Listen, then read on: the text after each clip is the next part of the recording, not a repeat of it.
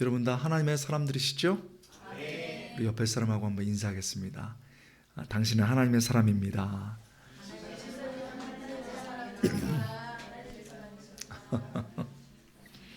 여러분, 성경은 하나님의 사람을 여러 가지 비유로 얘기합니다. 날개치며 올라가는 독수리, 또 빛과 소금, 그리고 강인한 사자로 비유하기도 하고 그렇습니다. 그런데 오늘 시편에 보면은 하나님의 사람을 나무로 비유합니다. 나무. 그렇죠? 3절, 그는 시냇가에 심은 나무가, 이렇게 되어 있습니다. 그는 시냇가에 심은 나무가. 주목할 것이 있습니다. 여기서 시냇가에 심은 나무가 성경 원문에는, 히브리어 원문에는 심겨진 나무가, 이렇게 되어 있습니다. 우리 한번 따라 보겠습니다. 심겨진 나무가. 그래서 이게 자기 스스로 어디 가서 뿌리를 팍 팠고 자기 스스로 심은 게 아니고 심겨진, 누군가에서 심겨진, 이런 뜻입니다. 이게 히브리어도 굉장히 아름답게 표현됐습니다. 이게 히브리어로 에츠 샤툴이라는 단어예요. 따라해볼까요? 에츠 샤툴. 여러분 히브리어 되게 잘하시네요. 에츠는 나무예요. 샤툴은 심겨진, 이런 뜻이죠. 그러니까 역시 이 본문에 보면 이게 심겨진 나무라는 걸 통해서 알 수 있는 것은 수동태라는 거죠. 자기 스스로 한 게 아니고 누군가에서 심겨졌다. 농부에 의해서, 조경사에 의해서 심어졌겠죠. 하나님의 사람들이라고 한다면, 이 나무가 하나님의 사람들이라고 한다면 하나님에 의해서 그 자리에 심겨진 겁니다. 여러분 지금 어디에 계세요? 어느 가정, 어느 학교, 어느 직장, 어느 교회에 계십니까? 나무로 비유하면 내가 스스로 간 것이 아니고 하나님에서 심겨진 것이죠. 내가 기도해서 최선을 다했습니다. 근데 예상치 못한 곳이 있어요. 예상치 못한 가정, 예상치 못한 학교, 일터, 교회. 이게 좋은 곳일 수도 있고 또 힘든 곳일 수도 있습니다. 그런데 이게 우연이 아니라는 거죠. 하나님은 모든 것들을 아시고 아름다운 계획을 갖고 계시거든요. 그 하나님이 탁월하고 모든 능력에 뛰어나신 조경사와 같은 분이니 우리를 막 심으신 것이 아니고 선한 계획을 가지고 선한 의도로 우리가 꼭 필요한 곳에 심으신 줄 믿습니다. 그런데 문제가 있어요. 내가 심겨진 곳이 너무 힘듭니다. 그러면 어떻게 되겠습니까? 내가 심겨진 내 인생의 자리, 내가 심겨진 가정, 학교, 직장, 교회가 너무 어려워요. 그럼 이걸 어떻게 해야 될까요? 세상 사람들이 가장 많이 하는 거는 이 힘든 자리를 벗어나기 위해서 무엇인가를 열심히 하는 겁니다. 무엇인가 열심히 하는데, 열심히 할 때 잘못된 방법도 서슴지 않습니다. 잘못된 방법을 써서라도 이 자리를 벗어나고 싶지요. 하나님의 사람이라고 말했던 시편 1편에 이 사람들은 복 있는 사람들이라고 말하거든요. 복 있는 사람들, 의인들, 하나님의 사람들은 비유를 통해서 말한 것처럼 나무처럼 이런 힘들고 어려울 때 그 자리에 심겼을 때 의인들은 악인들은 뭐를 하고 나쁜 일도 서슴지 않는데 하나님의 사람들은 이것을 벗어나기 위해서 아무것도 뭘 안 합니다. 이게 역설이죠. 이게 우리가 잘 알고 있는 시편의 비밀입니다. 얼마나 안 움직이는지 하도 움직임이 없어가지고 뭐뭐하지 않는다라는 대조로 표현할 수밖에 없습니다. 1절에 보면 악인들의 꾀를 따르지 아니하며, 의인들의 움직임이 없어요. 뭐뭐하지 않는다, 악인의 꾀를 따르지 않는다는 거죠. 그래서 꾀는 계획, 묘책 등을 말하거든요. 여러분, 세상 살면서 우리 꽤나 묘한 계책, 계획 이런 거 좀 있어야 되지 않습니까? 뭐 당연하죠. 근데 이런 거 꽤 계책 이런 거 안 한다는 거죠. 그 다음에 죄인들의 길에 서지 아니하며. 선다는 거는 뒤에 그냥 서 있는다는 것도 있지만은 동조한다는 뜻이죠. 그리고 줄을 선다는 의미입니다. 근데 여러분, 솔직히 우리가 가진 돈도 없고 능력도 없고 아무것도 없는데, 그러면은 나를 도와줄 사람에게 줄을 서야죠. 거기 줄을 잘 서야 사회생활을 할 수 있는 것 아닌가요? 꼭 안 해보신 것처럼 이렇게 하시는데 사회생활 하려면 나를 잘 봐줄 사람을 보고서 거기 뒤에 줄을 잘 서야 돼요. 그리고 오만한 자의 자리에 앉지 않는다고 그랬습니다.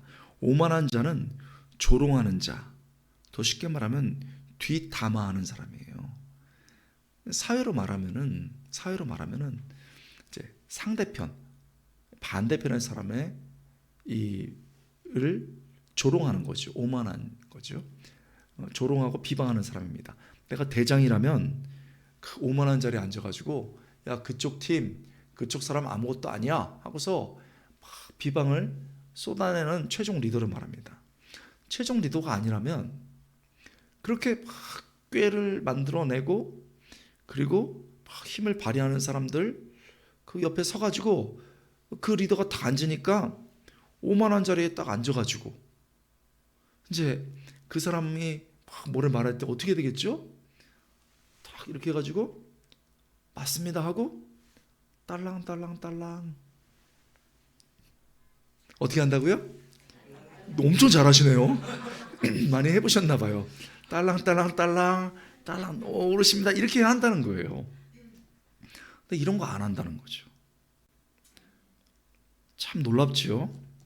1절에서는 뭐 전혀 움직임이 없습니다. 2절에 넘어가면은 조금 움직임이 보일 것 같은데, 오직 여호와의 율법을 기뻐하며, 의인들은 오직 여호와의 율법을 기뻐하며. 뭐가 움직임 동사인 것 같으세요? 기뻐하며 같잖아요. 근데 원문에는 어떻게 되냐면 그러나 그의 기쁨 여호와의 율법 이렇게 되어 있습니다. 이다가 없어요. 동사가 없어요. 그의 기쁨 하고 가로치고 여호와의 율법 이렇게 되어 있습니다. 언제 움직이느냐? 2절 후반주에 가서 하나님 그의 율법을 주야로 묵상하는도다. 여기서 의인의 처음 움직임이 나타나는데 묵상하다 요 단어가 나와요. 근데 묵상하다의 단어가 하가라는 단어입니다. 그 유명한, 따라해볼까요? 하가라는 단어인데 이게 묵상하다로 번역되지만 최근 번역본에는 중얼중얼하다, 그 다음에 뭔가를 소리내서 중얼중얼하다, 그 다음에 암송하다 이런 뜻이에요. 그래서 중얼중얼하기 때문에 암송이라고 보고 묵상이라고 번역을 하죠. 즉 중얼중얼거리면서 이걸 묵상을 통해서 내면화해서 그 말씀을 붙잡는 거예요. 자, 여기서 중요한 질문이 나오죠. 왜 이렇게 하나님의 사람은 말씀을 중얼중얼 묵상 그렇게 해서 내면화할까요? 그리고 이 하가라는 단어가 처음이자 마지막으로 이제 어렵게 해보면 현재가 계속되는 거예요. 그러니까 지금, 제가 박수 치는 지금, 끝나지 않고 지금 이 동작이 계속되잖아요. 그래서 동작이 계속된다, 뒤집어서 완료되지 않는다. 그래서 이거를 안일미, 완료되지 않는 동작, 그러니까 즉 계속된다고 보는 거예요. 그러면 말씀을 중얼중얼거리고 내면화하는데 한 번만 하는 거예요, 계속하는 거예요? 그렇죠, 이제 아셨어요. 되게 잘 깨닫고 계세요. 계속하고 있죠. 그러면 이분이 죽지 않았다면 지금도 뭐 하고 있어요? 중얼중얼 암송 내면화하면서 말씀을 꼭 붙잡는 거예요. 자, 그러면 우리는 질문이 생기죠. 왜 이렇게 하나님의 사람은 하나님의 말씀을 꼭 붙잡고 놓치지 않기 위해서 몸부림을 치는 것일까요? 그건 하나님이 주신 말씀을 그렇게 꼭 붙들지 않으면 내가 심긴 자리를 지킬 수 없기 때문이에요. 다시요.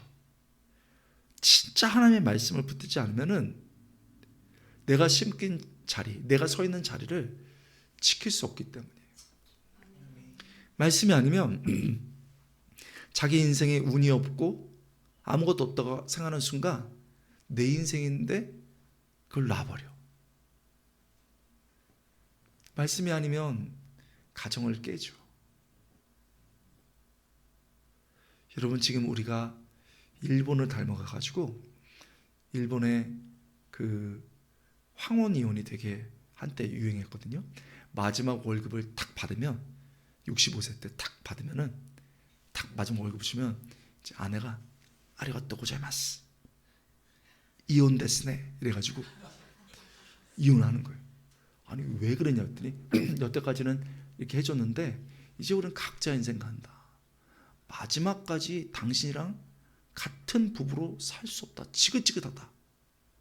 갈라서는 젊은이들도 10명 중에 4커플이 막 흔들흔들하다는 보고가 있어요. 이혼의 위기에 있어요. 왜요? 내 생각과 내 감정으로는 이 자리를 지킬 수가 없어요. 가정도 지킬 수가 없어요. 직장도 때려쳐야지. 그러면 내 생각과 내 감정은 늘 바뀌니까.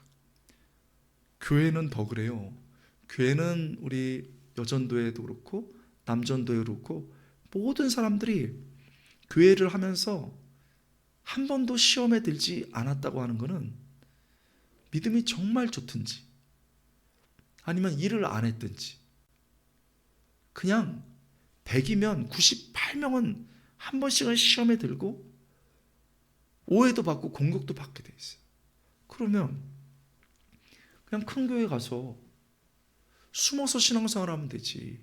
교회가 여기밖에 없어 하고 가버리면 그만인 거예요. 말씀이 아니면 그 자리를 지킬 수 없다니까요. 그래서 하나님의 사람들은 어떻게 해서든지 내 감정, 내 생각이 아니고 말씀을 붙잡기 위해서 살아가는 겁니다. 여러분, 여기 젊은 분도 있고 나이 드신 분도 있는데 우리 모두 하나님께서 심은 거목이 되어서 풍성하게 열매 맺는 인생 될 수 있게 주님을 축원합니다. 그런데 이게 저절로 되는 게 아니에요. 처음에 작은 나무부터 시작하잖아요. 작은 나무가 딱 땅에 심깁니다. 그러면 이 나무는 견딜 수가 없어요. 그런데 이 나무가 뿌리를 땅에 박고 파기 시작해서 옆에 시내가 있는데 그 시내로 이 뿌리를 뻗치는 거예요. 엄청 힘들어요. 돌이 있으면 뚫고 가든지 넘어가든지 해가지고 시냇가에 탁 댑니다. 그러면 막 가뭄이 와서 죽을 것 같은데 시냇가에 물을 쭉쭉 빨아들이면서 점점 자라나가는 거예요. 비바람 칠 때도 그 물을 먹고 자라면서 끝까지 견뎌가지고 나무가 커서 이게 가는 거죠. 나무가 크고 그 자리를 지킬 수 있는 것은 그의 능력이 아니고 이 시냇가의 물을 마시기 때문이에요. 마찬가지로 우리가 서 있는 곳을 우리의 생각과 우리의 감정으로는 지켜낼 수 없기 때문에 말씀을 꼭 붙잡을 때 우리가 그 자리를 지켜내고 거목이 되는 줄 믿습니다. 그래서 내가 어떤 일을 인생을 살아갈 때도 그렇고 봉사를 할 때도 마찬가지고 여전도회가 섬길 때도 마찬가지고 내 생각과 내 감정으로는 도저히 내 자리와 내 책임을 다할 수가 없습니다. 여러분, 제가 이제 신학교에서 열심히 이제 공부를 하고 개혁 신학을 이제 배운 다음에 나도 정말 열심히 했으니 사역을 하겠다 해서 사역을 이제 신학교 어떤 시점에 시작했습니다. 그리고 담임 목사님 만나서 제 신학적 포부를 얘기하니까 권호 전도사 정말 귀하구나. 그러면서 내가 자네한테 정말 아주 소중한 대학부를 맡기겠네. 그러면서 맡겼는데 4명이었어요. 나는 한국 교회를 위해서 막 기도하고 대단한 일을 했는데 4명 맡기신 거예요. 그래서 열심히 했습니다. 그랬더니 100% 부응해가지고 8명. 이제 좀 놀라시네요. 또 열심히 했더니 16명. 이제 진짜 놀라시네. 한 2년 반 했더니 한 20명이 됐어요. 근데 제가 청년 대학생들 뭐 잘 훈련시키는 게 있었거든요. 이게 소문 나가지고 사랑의 교회 대학부까지 소문이 났어요. 사랑의 교회 대학부는 당시에 1,300명, 청년부는 1,000명. 근데 점점 커지니까 교육자 8명으로 안 된다 해서 좀 뽑아라. 그런데 훈련을 잘 시켜줄 사람을 찾던 중에 어떻게 동기들을 통해서 제 소문이 거기까지 갔어요. 그래서 젊은이 담당 8명 중에 팀장 목사님이 전도사님 우리 다음 주에 봅시다. 그래가지고 이제 알겠습니다. 이유는 모르지만은 보자고 해서 알겠다고 그랬습니다. 한 시간 열심히 기도하고 만나기로 한 날 이제 말씀을 묵상하는데 작은 것에 충성하는 인생 이런 제목의 그런 본문이었어요. 그래서 이제 신나게 지하철 타고 그때 강남역에 있었거든요. 지금도 기억납니다. 강남역 6번 출구로 가가지고 화장실 가서 이제 머리 참 한번 다듬고 이렇게 넥타이도 매고 이러는데 그 1초도 안 되는 순간에 하나님의 음성이 제 마음속에 들리는 거예요. 권호야, 너 거기 가면은 사역 제의 받을 거다. 근데 가지 말아라. 그 다음 말이 아직도 또렷이 기억나요. 마음속에 주셨던 말씀. 너는 돌짝밭 같은 너의 청년부 사역지에서 더 땀을 흘려야 돼. 싹 지나가는 말씀이었습니다. 그래서 강남역에서 만났는데 그 목사님이 거기서 강남에서 제일 맛있는 스테이크 집을 저를 데리고 갔습니다. 잘라서 먹는데 너무 맛있어. 육즙이 너무 맛있고 맛있어. 반쯤 먹었는데 탁 포크하고 나이프를 내려놓고 전도사님 그 사역 꽤 잘하신다고 들었는데 저희 교회에 오시죠. 저는 그때 완전 떴어요. 이게 웬 말입니까? 사랑의 교회 대학부로 오라니요, 교육자로. 그래서 제가 듣고 있다가 대답을 해야 되니까 그런데 목사님 감사합니다. 제가 못 갈 것 같습니다. 했더니 네? 제가 지금 하고 있는 청년 대학부를 지켜야 될 것 같습니다. 했더니 전사님 잘 생각해봐요. 여기는 유학 갔다 와서도 줄 서서 들어오는 데예요. 그런 얘기를 했습니다. 다시 한번 대답을 해야 되는데 여러분이라면 어떡하겠습니까? 당시에 제가 전도사로 사역했을 때 청년 대학부를 맡으면서 받은 월급은 20만 원입니다. 5만 원, 뭐 꽤 오래된 일이니까 90년대니까 5만 원 헌금하고 5만 원 생활비하고 10만 원 학비 모을 수밖에 없는 상황이에요. 당시에 사랑의 교회는 얼마 줬냐? 200만 원 줬습니다. 이런 거에 놀라시는구나 이제. 아니, 주로 이제 돈을 이렇게 우리 광야소리교회 그런 교회가 아닌데 여기서 무너지네요. 그러니까 그렇죠. 뭐 솔직하지 뭐. 그리고 더 중요한 거는 가면은 노트북 한 대를 줘요. 그럼 200의 노트북이에요. 그리고 돈만 밝히는 게 아니고 사람의 커리어라는 게 있잖아요. 그럼 여러분에게 물어보겠습니다. 저는 그 교회를 가야 됩니까? 가지 말아야 됩니까? 둘, 셋. 사선은 뭐예요 이거? 대답 안 하시는 건 뭐예요? 여러분 자녀라면 어떡하겠어요? 근데 제가 들은 하나님의 말씀이 있잖아요. 그래서 딱 얘기를 했습니다. 목사님, 하나님께서 저에게 말씀하시기를 돌짝밭 같은 네 젊은이 부서에서 더 땀을 흘려야 된다고 말씀하셨습니다. 그랬더니 네 알겠습니다 하고 그 다음부터는 스테이크를 먹는데 넘어가질 않아.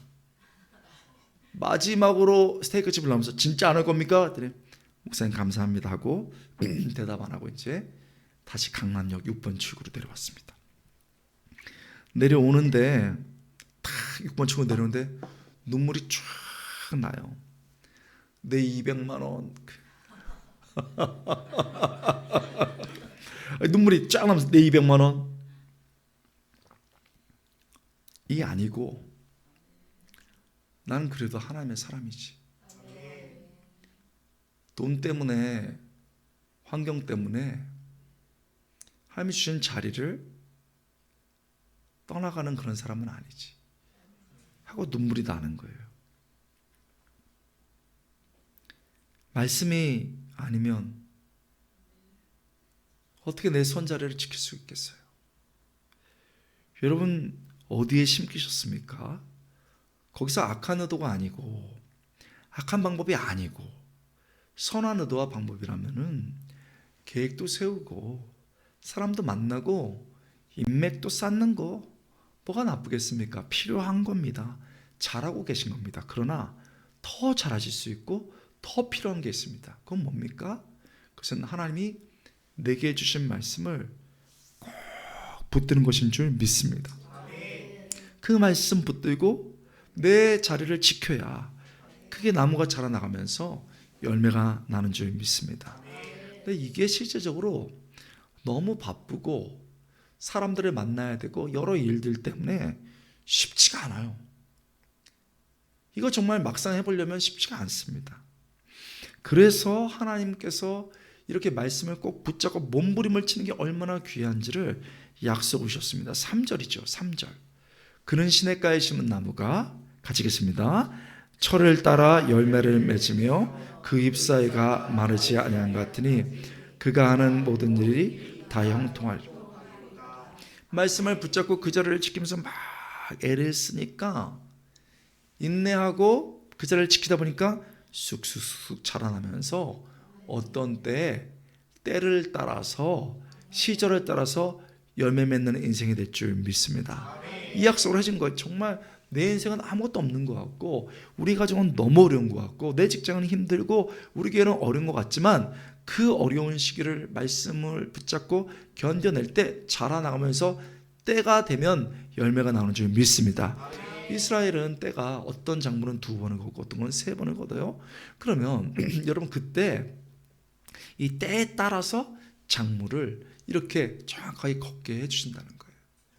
견뎌내니까 말씀을 붙잡고 그 자리를 지켜나가니까 때가 되면 열매가 나온다는 거죠. 그뿐만 아니라 열매를 맺으며 그리고 되게 됩니다. 그 잎사이가 마르지 아니함 같으니 여러분 열매 다 따면요 너무 많이 따고 그러면 다 잎사이가 말라서 죽을 수도 있어요. 근데 열매를 막 땄어요. 그런데도 잎사이가 성성해. 이건 뭐예요? 내년에 또 그 철을 따라서 열매를 맺을 수 있는 생명력이 있는 거예요. 이게 뭡니까? 인생의 어떤 시기에 열매가 나올 뿐만 아니고 뒤로 가면 갈수록 시간이 가면 갈수록 생명력이 죽지 않고 성성하게 자라서 계속 번성하는 것을 약속하시는 줄 믿습니다. 말씀을 잡는 건 그렇게 중요해요. 눈에 보이지 않죠? 입으로 막 가서 내면하니까 보이지 않아요. 그러나 내가 계획을 세우고 사람들을 막 만나고 이런 것보다 말씀을 붙잡는 게 이렇게 중요하다는 거예요. 여러분 한편 하나님의 사람과 대조적으로 말 많고 막 부산하게 움직이고 사람들을 막 만났던 그 사람들은 어떻게 됐습니까? 4절 5절 악인들은 그렇지 아니하며 오직 바람에 나는 겨와 같도다. 그러므로 악인들은 심판을 견디지 못하며 죄인들이 의인들의 몸에 들지 못하냐. 여러분 막 뭘 계획을 막 해요. 막 계획하고요. 사람들을 막 만나고 줄 서고 합니다.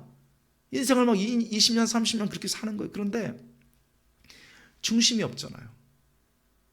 묵직한 중심이 없으니까 막 사람 말에 감정에 생각에 막 휘둘리다가 결국은 중심이 없으니까 인생이 막 날아가듯이 시간과 여러 가지 어려움 속에서 막 겪다가 한 곳에 다 모여요.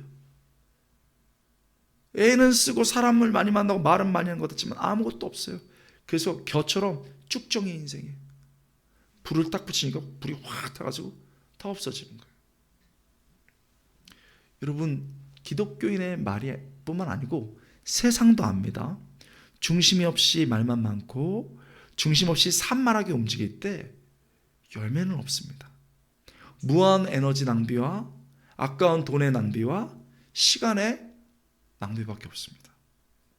미국의 사상가요, 탁월한 저술가, 연설가였던 랄프 에머슨이 산만함은 모든 성취의 적이다. 이거 믿지 않는 사람이 말한 거예요. 산만함은 모든 성취의 적이다. 조지타운 대학교의 아주 명문이죠. 컴퓨터 과학 교수 칼 뉴포트가 두 가지 유명한 책을 썼어요. 디지털 최소주의, 디지털 생활의 최소한의 생활. 두 번째로는 깊은 일, deep work란 말을 썼습니다. 그 책 두 가지를 요약한다면 이렇게 되겠죠. 그의 말입니다. 불필요한 디지털 기기와 소셜 미디어에 휘둘리고 산만함과 얕은 일에 쫓기면 진짜 중요한 성과는 나오지 않는다. 깊은 일만이 진정한 가치를 만들어낸다. 저는 여러분의 사생활을 잘 몰라요. 그러나 보편적으로 많은 젊은이들이 넷플릭스, 왓챠, 티빙, 애플 TV, 디즈니 막 찾아봅니다. 그리고 하는 말이 뭐라는 줄 알아요? 볼 거 하나도 없다. 이렇게 많이 찾아보고. 요즘 페이스북도 안 해요. 우리 젊은 친구들. 인스타그램. 온갖 거에 다 보고 이럽니다. 쇼츠 30분, 1분 미만의 것을 보면서 쇼츠야 짧다는 거 아닙니까? 근데 도파민에 쪄들어가지고 2시간씩 보고 있어요. 이미 걸려든 거예요. 인생이 파괴되고 있는 거예요. 내 뇌가 파괴가 되고 있는 거예요. 해야 될 일을 못하고 있는 거예요. 그러면은 어른분들은 뭐 괜찮은가? 어른분들은 우리 그 데이터 TV, BTV 같은 거 그거를 주야로 묵상하는 분이 있어요. 아침부터 끝까지 뉴스를 아침부터 저녁까지 봐요. 사실 아침 한 번 하고 저녁 한 번 업데이트만 딱 되면 똑같거든요. 그걸 둘러봐. 그러니까 하루가 그거 한번 보고 밥 먹고 다시 한번 보고 하루 갔네? 자고. 그러니까 불필요한 디지털 기기와 소셜 미디어에 휘둘리고 있는 거예요. 이 사람 만나서 한 2시간 수다하고 이 사람 만나서 막 2시간 막 수다하고 그러면 에너지가 확 빠지고 그렇게 마음이 허무할 수가 없어. 그러니 그 다음날 또 빵 먹으면서 또 막 광야 소리교회 빼고 광야 거기 교회, 광야 그들 교회 그런 교회들은 그런 경우가 많다 이거죠. 우리가 추구해야 될 일이 뭡니까? 깊은 일이 뭡니까? 바로 말씀을 깊게 붙드는 것인 줄 믿습니다. 드라마 보면 된다 안 된다? 되지요. 뭐 2편 3편 정도 보는 거는 뭐 누가 뭐라고 하겠어요. 드라마 한 2개 정도 뭐 주말에 보면 그나마 이거를 7, 8개 정도 보는 거는 이게 안 된다. 아니면 가끔 뭐 SNS 할 수 있고 그러나 모든 것에 나는 왜 이렇게 안 되냐 이러고 쇼츠 막 2-3시간씩 하루에 이거는 안 된다. 그것도 해야 되지만 뭐 그거 안 할 수 없죠. 그러나 더 중요한 우선순위 말씀을 붙드는 것이 우리의 가장 중요한 일인 줄 믿습니다. 안 그러면 그거에 쩌드는 거예요. 이게 유명한 얘기 아시죠? 장로님이 기도하셔야 되는데 사극이 너무 재밌어가지고 사극을 토요일 밤새 보고 10시까지 봐야 되는데 조금만 더 보자. 새벽 1시, 2시까지 본 거예요. 그리고 대표기도 이제 1부 때 막 정신없이 왔는데 예수님의 이름으로 기도드리옵나이다를 해야 되는데 헷갈려가지고 성은이 만극하나이다 이렇게. 그게 아주 오래된 전설의 얘기예요. 여러분 말씀 붙드는 거 내가 내 인생 지키고 내 가정 지키고 내 일터 지키고 교회 지키려면은 우리가 정말 애쓰고 힘써야 되는 것은 말씀을 지키는 것인 줄 믿습니다. 여러분, 제가 아시는 아주 예쁘고 아름다운 가정 집사님과 제자 훈련을 하는데, 이분이 어느 날 되게 놀라운 얘기를 했어요. 엄마 아빠가 사이가 안 좋아도 자기는 뭐 어떻게든지 그냥 엄마 아빠 밑에서 조용히 살고 있는데, 딸이잖아요. 그 여자 집사님이신데 어느 날 엄마가 와가지고, 그때 여러분 70년대 초반이니까 5만 원이 얼마나 큰 돈이에요. 10,000원짜리 5개 딱 주면서, 우리 딸 너무 예쁘다, 이거 갖고 너 이번 일주일 내내 맛있는 거 먹고 그리고 옷도 사 입어, 네가 원하는 거 사, 엄마 빨리 갔다 올게. 초등학교 딸인데 그렇게 돈을 주어주고 엄마가 엄마 일하고 올게 하고 안 왔다는 거예요. 초등학교 학생이 엄마한테 버림받은 거예요. 엄마 없이 살 수 있나? 그래서 중학교에 사춘기가 들자마자 콱 죽어버려야지, 나 같은 인생 꽉 죽어버려야지, 그러고 방황을 하는 거예요. 그런데 교회가 참 좋은 것이에요. 친구들이 야 뭐 가서 좀 먹자 그래서 교회에서 뭐 라면 먹고 뭐 이렇게 놀다가 예배를 드렸는데 딱 주님을 만났어요. 주님을 만나니까 그 과거의 상처와 내 과거의 아픈 생각과 이 감정들이 은혜가 이렇게 임하니까 조금씩 이렇게 빠져나가요. 뿌리가 말씀으로 가는 거죠. 말씀을 사모하니까 딱 요런 교회야. 저녁 예배 드리는데 그 중학교회가 어른하고 섞여서 예배를 드리는 거예요. 너무 말씀을 사모하게 된 거죠. 그런데 어른 말씀 중에 듣다가 시편 27편 10절, 내 부모는 나를 버렸어도 하나님은 나를 영접하시리니, 내 부모는 나를 버렸으나 하나님은 나를 영접하시니, 이 말씀을 듣고 궁금한 거예요. 너무 충격받으면서 이런 말씀이 있구나. 내 부모가 나를 버렸어도 하나님은 나를 버리지 않는구나 하고 엉엉 울면서 이 말씀 붙잡는 거예요. 하나님 나 안 버리시죠? 나 안 버리시자고 엉엉 울면서 애가 냈나 이 말씀 붙잡고 막 기도를 하는 거예요. 말씀을 붙잡고 기도하니 꿈이 생기더래요. 뭐냐? 꿈이 어떤 꿈이냐? 하나님 나 아름다운 가정 주세요. 깨진 가정에서 자라는 사람이에요. 얼마나 트라우마가 심해요. 근데 하나님 나 아름다운 가정 주세요.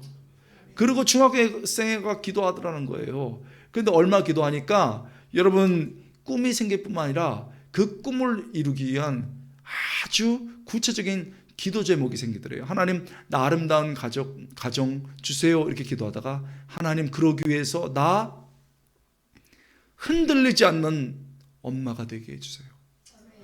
이게 얼마나 기가 막힌 기도 제목이에요. 나는 절대로 흔들리지 않는 엄마가 되게 해주세요. 그렇게 해서 아빠 밑에서 막 힘들게 해서 고등학교 졸업하고 대학하고 좀 있다가 결혼했어요. 근데 한부모 가정에서 자랐죠. 집 가난하지. 그러니 만난 사람이 자기랑 비슷할 거 아닙니까? 가난한 사람이라고 만났단 말이죠. 근데 이 남자분이 좋은 분이야. 가난해서 그렇지. 그래서 둘이 열심히 살아갑니다. 그리고 남편은 썩음썩음한 차 타고 이제 일하러 가고 초여름인데 저기 차가 어디 있어요? 30분 걸어서 세일한다고 20-30% 큰 거죠. 그래가지고 애 깐난쟁이 없고 초등학교에 손 잡고 30분 걸어가지고 30% 세일인 거 얼마나 싸요? 우유 큰 거 2통 사고 배추 하나 사고 무 사고 뭐 이게 가지고 이게 들고 애 손 잡고 깐난쟁이 업고서 30분 다시 걸어왔어요. 그 더운 여름에 땀이 이렇게 나고 애는 뒤집어 엎어 자고 여기 애는 막 힘들다고 울고 있고 그러고 있는데 남편이 퇴근해가지고 그걸 본 거예요. 남편 마음이 어떻겠어요? 너무 막 찢어지는 거예요. 남편 마음이 너무너무 미안해. 여보 나 미안해. 여보 미안해. 그러는데 막 미안해 그러고 막 고개를 못 들고 있는데 그 우리 집사님이 왜? 여보 뭐가 미안해? 하나님이 이렇게 아름다운 가정 꾸미게 하셨고 애들 예쁘게 잘 자라고 있고 알뜰살뜰하게 잘 자고 있는데, 잘 살림하고 있는데 뭐가 미안해?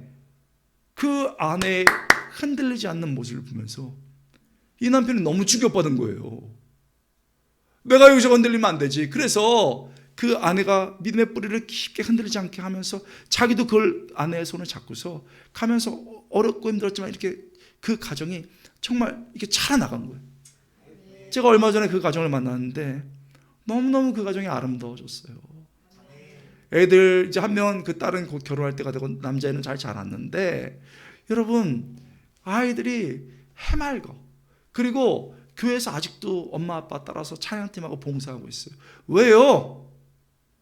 그 깨질 수밖에 없는 가정, 그 가정에서 자란 그 어린아이 한 명이 자기의 생각, 정말 자기의 인생은 버림받았다는 생각, 자기의 그 감정을 내려놓고 말씀 붙잡고 하나님 기도하면 몸부림치면서 그 자리를 지켰을 때 우리 교회에서 가장 아름다운 가정이 탄생한 줄 믿습니다. 이거예요. 우리 여전도의 여러분들, 우리의 1차 사실은 자리는 내 인생의 자리뿐만 아니라 내 가정이죠. 또 교회에서 우리가 교회의 어머니, 여인으로서 해야 될 일이 있는 거죠. 그때 말씀 붙잡고 나갈 때 가정이 지켜지고 우리 교회가 지켜진 줄 믿습니다. 제일 아름다운 건요, 부부가 같이 하는 거예요. 양쪽 뿌리가 딱 이렇게 하면은 너무 사실 아름답게 잘 지켜지거든요. 그런데 제가 오랫동안 목회해보고 이렇게 지켜본 결과 둘이 하면 제일 좋은데 부부 중에 한 명만 해도 돼. 이게 한 뿌리로는 안 되거든요. 그런데 정말 말씀을 잡고 애쓰고 이렇게 한 뿌리로 쫙 뻗쳐나갈 때 우리 주님이 나머지 뿌리가 되어주신 줄 믿습니다. 부족한 부분을 우리 주님께서 뿌리가 되어주시더라고요. 제가 주례할 때 잊지 못한 한 그 장면이 있는데, 그 신랑이 짱 했더니 막 그 딸이 그 신부가 예쁘거든요. 막 이러고 탁 썼습니다. 그다음에 신부 입장 이렇게 해야 되잖아요. 이제 아빠랑 팔 딱 끼고 이렇게 했단 말이죠. 근데 그 아빠가 어떤 아빠냐? 아내가 일찍 병으로 갔어. 그 남자가 혼자 사는 거예요. 저는 아내한테 얘기했어요. 우리는 기도해야 된다. 절대로 내가 먼저 간다. 그리고 여보가 나중에 와야 된다. 왜냐하면 여성들은 남성 없어도 이유는 모르겠는데 아주 그냥 잘 지내세요.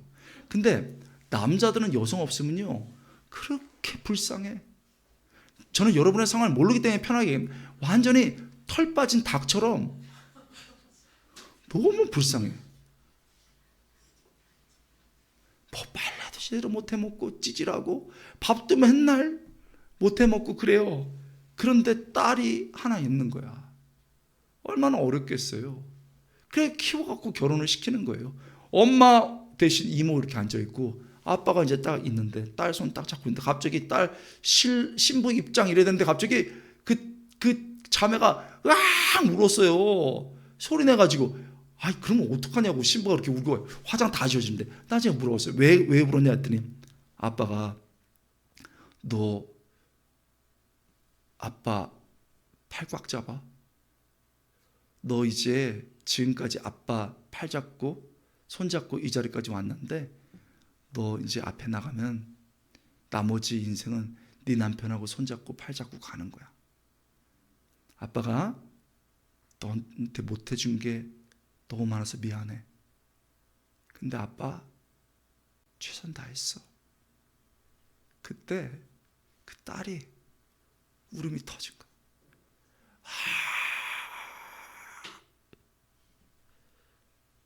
나중에 그 딸이, 목사님 저는 아빠 밑에서 자랐지만, 홀로 아빠 밑에 잤지만 저는 상처가 없었고요.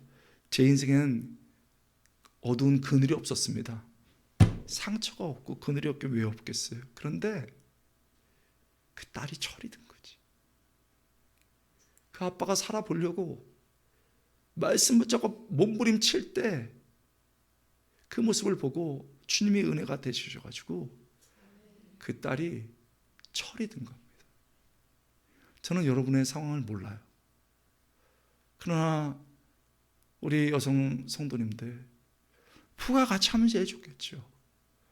그러나 여러 이유에서 애들이 철이 없어서 못 깨닫고 내 배우자도 몰라준다 할지라도 내가 말씀 붙잡고 온몸을 다해 온힘 다해서 애쓸 때 우리 주님이 그 자리 지킬 줄 믿습니다. 우리 여전도의 헌신 예배니까 제가 목회를 해보니까 여러분께 이런 말씀 드리고 싶어요. 되게 힘들 때가 많아요. 목사는요 그냥 여러분을 위해서 죽을 수 있는 사람이에요. 교회를 위해서 죽을 수 있는 사람입니다. 성도를 지키기 위해서 정말 몸을 던져서 죽을 수 있는 사람이고 교회를 위해서 죽을 수 있는 사람이에요. 그런데 지극히 그렇게 강할 것처럼 보였던 그 목사가 목회자가 상처도 잘 받아요. 왜 그러냐? 사랑하는 사람들이 뱉어내는 말들이나 사랑하는 사람들의 행동에 의해서 잠 못 이루는 밤이 많아요. 그렇게 사랑하는 사람 앞에서는 약한 존재이기도 합니다. 그때 저도 왜 안 그랬겠어요? 목회를 할 때 너무 어려웠습니다. 그러나 다는 아니었어요. 그러나 참 여전도에 별로 저를 붙들어주는 분이 계셨어요. 목사님, 뭐든지 하세요. 내가 기도의 자리를 지켜드릴게요. 뭐든지 하세요, 목사님. 제가 도울게요. 목사님, 제가 시간도 없고 제 돈도 없지만 이 자리를 지켜줄게요. 그렇게 우리 여자 성도님들이 저의 마음을 위로해 주시고 잡아줄 때 정말 힘들고 어렵지만 함께 뿌리 내려가며 아름다운 목회를 할 수가 있었습니다. 여러분 머리에는 어떤 생각들로 막 가득합니까? 여러분 마음에는 어떤 감정으로 막 가득합니까?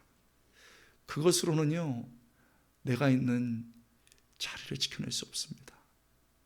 오늘 하나님께서 이 예배를 통해서 찬양을 통해서 기도를 통해서 주시는 그 말씀을 꼭 부여잡고 갈 때 여러분 하나님의 은혜가 크게 임할 수 있길 바랍니다. 여러분 마지막으로 요 한마디를 하고 싶어요. 우리가 말씀 붙잡고요 막 애를 씁니다. 그래서 나름 이렇게 커가고 열매가 나오는데 우리 열매가 요만할 수 있어요. 세상 사람들이 보기에 야, 네 인생의 열매 요만하구나. 네 교회에서 섬김이 이만하구나. 네 교회에서 요만하구나. 뭐 이만하다며. 세상 사람들이 보는 게 대단하지 않을 수가 있어요. 그런데 이 시편을 잘 보면은 옛날에는 때를 따라 열매 맺는 것, 잎사귀가 마르지 않는 것, 그것이 굉장한 감동이었는데 저는 10년 넘게 묵상하면서 6절이 가장 저에게 들어오는 말씀이에요. 무릇 의인들의 길은 여호와께서 인정하시니. 악인들은 망해도요 무릇 의인들의 길은 여호와께서 인정하시니. 이렇게 됐습니다. 여러분 여기서 하나님이 인정하신다, 이게 그 유명한 야다라는 동사입니다. 야다는 지식으로 한다는 게 아니에요. 오랜 경험과 지켜본 것 가운데서 경험적으로 아는 걸 말하는 거예요. 순간적으로 아는 게 아니에요. 5년, 10년, 15년, 20년을 오래 지켜보고 관계 속에서 아는 겁니다. 그래서 이 오랫동안 경험적으로 안다라고 한 것을 인정하시니라고 번역을 한 거예요. 내 인생 너무 힘들고 어려울 때 하나님, 나는 하나님께서 주신 인생을 절대로 포기하지 않습니다. 말씀 붙잡을 때 얘야, 네가 얼마나 애쓰는지 내가 안다. 인정해 주신 줄 믿습니다.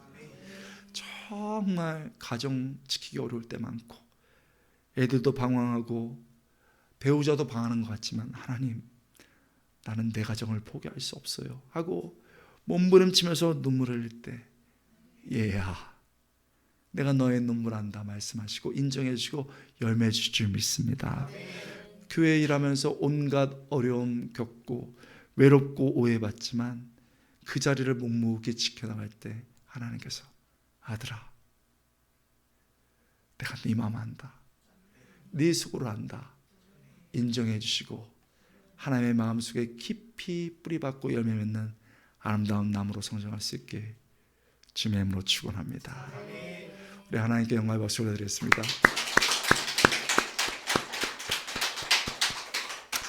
여러분, 우리 찬양 한 장 하고 우리 기도하겠습니다. 여러분, 오늘 여전도회가 참 아름다운 찬양하셨는데 하나님의 부르심 우리 한번 더 부르고 기도할게요.